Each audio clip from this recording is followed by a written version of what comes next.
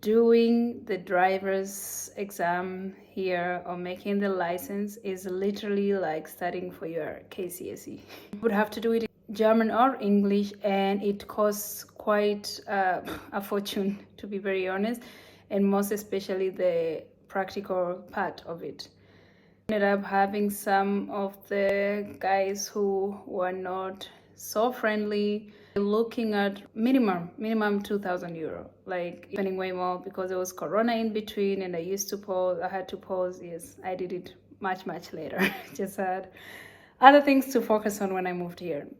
Important, you have to keep that in mind, that's for sure. The thing you have to know is Austria is a German speaking country.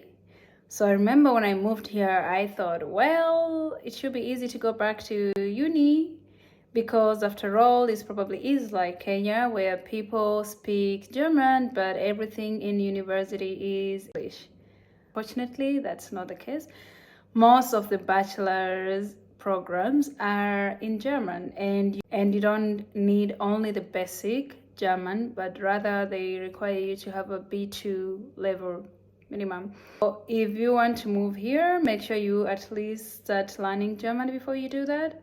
The education system is mainly in German. There are some private universities you can get the same or similar programs in English.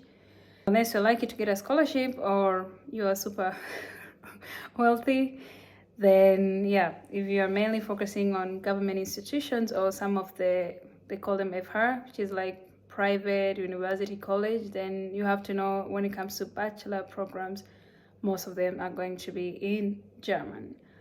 The same applies things in the supermarkets, for example, and when you go to a doctor, I mean, at least with doctors it's a bit easier because you will find doctors, most of them at least do speak English. However, everything else, so the public transportation system, for example, the public transportation system, see all the medications, literally everything is in German. So at least make sure you know some basics,